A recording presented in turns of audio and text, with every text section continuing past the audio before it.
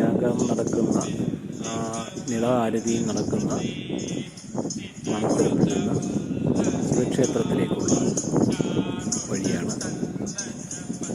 യാഗഭൂമിയിൽ അവിടെ ശിവക്ഷേത്രവും ബ്രഹ്മാവിൻ്റെ ഒരു ക്ഷേത്രവുമുണ്ട്. ഈ രണ്ട് ക്ഷേത്രങ്ങളിൽ നമ്മൾ ഇതിനോടൊപ്പം ദർശനം നടത്തേണ്ടതാണ്. ശിവക്ഷേത്രത്തിലേക്കുള്ള വഴിയാണ്. ശിവക്ഷേത്രത്തിൽ നിന്ന് നാമസങ്കീർത്തനങ്ങൾ നമുക്ക് മൃതമായി കേൾക്കാൻ സാധിക്കും. അവിടെയും മഹാമകം അല്ലെങ്കിൽ കുംഭമേളയുടെ ഭാഗമായിട്ടുള്ള ചടങ്ങുകൾ നടന്നു വരുന്നുണ്ട്. ആ മണപ്പരപ്പിൽ കുഴികളുണ്ടാക്കി അവിടെ ജലാശയങ്ങൾ സൃഷ്ടിച്ചിട്ടുണ്ട്.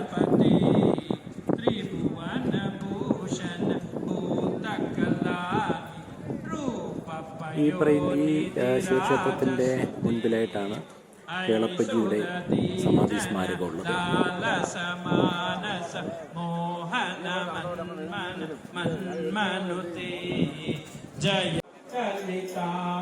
അവിടെ നാമസങ്കീർത്തനം നടന്നു വരികയാണ്.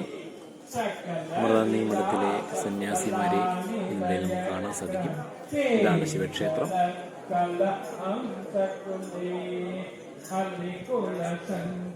അവിടെ അമൃതാനന്ദി മഠത്തിൻ്റെ സൗജന്യ വൈദ്യസഹായവും നടന്നു വരുന്നുണ്ട്.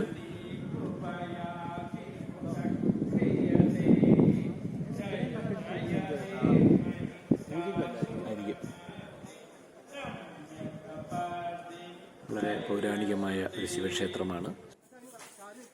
ഇതാണ് അതിനടുത്തുള്ള ബ്രഹ്മാവിൻ്റെ ക്ഷേത്രം.